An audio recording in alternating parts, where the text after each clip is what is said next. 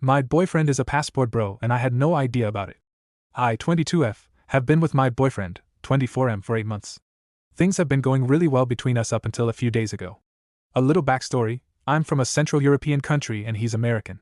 He said he settled in my country because of work opportunities. We met in a coffee house where I work as a barista. We clicked instantly and started going out a few weeks later. Everything was so good and we had so much fun. Fast forward to last week, he asked me to help him with some documentation. I was happy to, as I know my language is hard to understand and even translate sometimes. When I was searching online on his laptop, I stumbled upon some weird websites. They were all about passport brothers. I didn't even know what the hell that was at first, and basically had tips on how to settle in foreign countries, where to find a traditional bride, which country has the most beautiful women, etc. I was shocked and so confused. I know I shouldn't have done it, but I wanted to gain some clarity, and checked his profile on one of these websites. He had full-on conversations about Eastern European countries, European women, how easy or hard it is to take them out on dates, if it would be better to settle down in Asia instead, and so on. He decided to settle down in my country. I feel dehumanized and like he fetishized me and the women from my country. Also, our whole relationship has been built on a lie because he told me he settled down here because he got a job offer. After I found all this stuff, I quickly took a few pictures as proof and then made up an excuse to come home. He tried to reach out a few times, but I told him I don't feel well so I can't meet up right now. I can't even look at him. I feel so disgusted. Am I overreacting? How can I confront him about all this? Update: wanted to come on here and reply to a few things and give a little update. I had no idea the last post was going to blow up so quickly and get so many comments. For this reason, I didn't go into too many details in my last post. 1. When I read his comments on those websites, it felt dehumanizing and fetishizing. They were making stereotypes about us that are either untrue or outdated. We have all kinds of women here just like in other countries. Some like to party, some don't.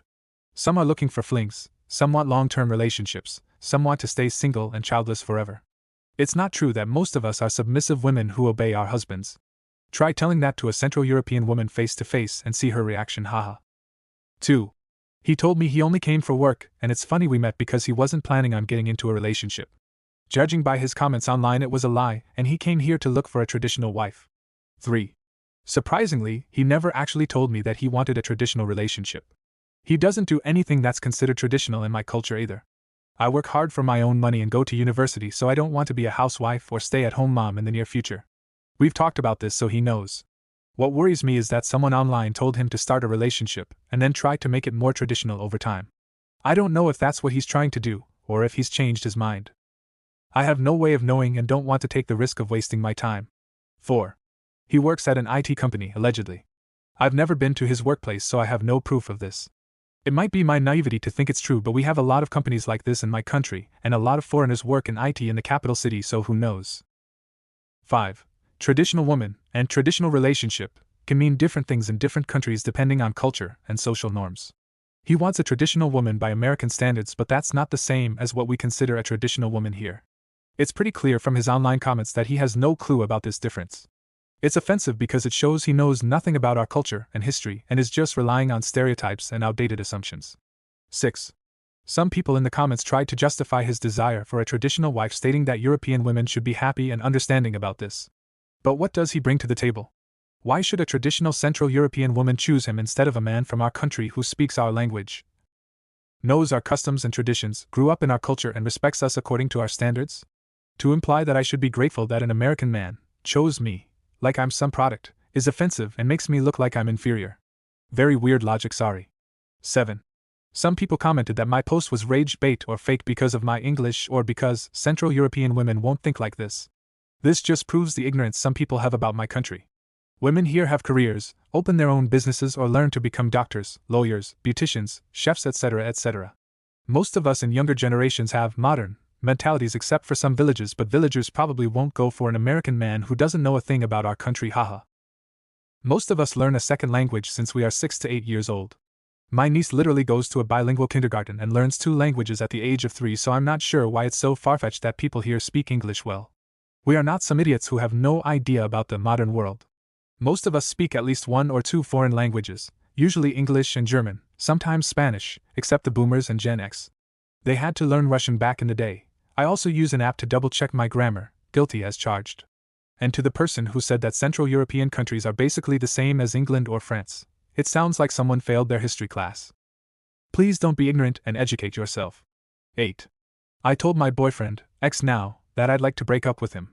We had a small conversation on the phone and I told him I wasn't in a position to continue the relationship for personal reasons. At first he was confused and tried to convince me not to break up, but then he accepted it. 9.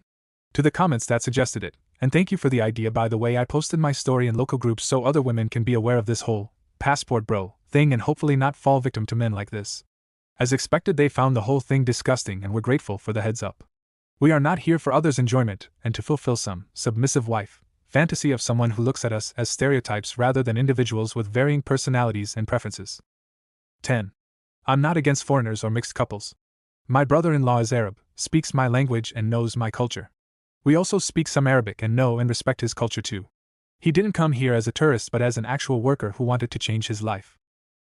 If you go to a country, go because you're interested in it and want to learn about a new culture or have some great opportunities, not because you want to desperately lie to women just so you can get into a relationship or get laid. I can't speak for everyone in my country, but most people won't tolerate this behavior and will judge passport bro negatively. It's hypocritical to want a traditional wife but constantly move from country to country and woman to woman. That behavior definitely isn't considered traditional, at least not in my country, haha. If you want casual relationships, that's fine because there are women here who want the same, but just be honest about it. Thank you again for all the comments, explanations and advice. They were eye-opening and really helpful. Even though I'm disappointed and feel a bit used, I'm grateful that I know the whole truth now. We live and we learn, I guess.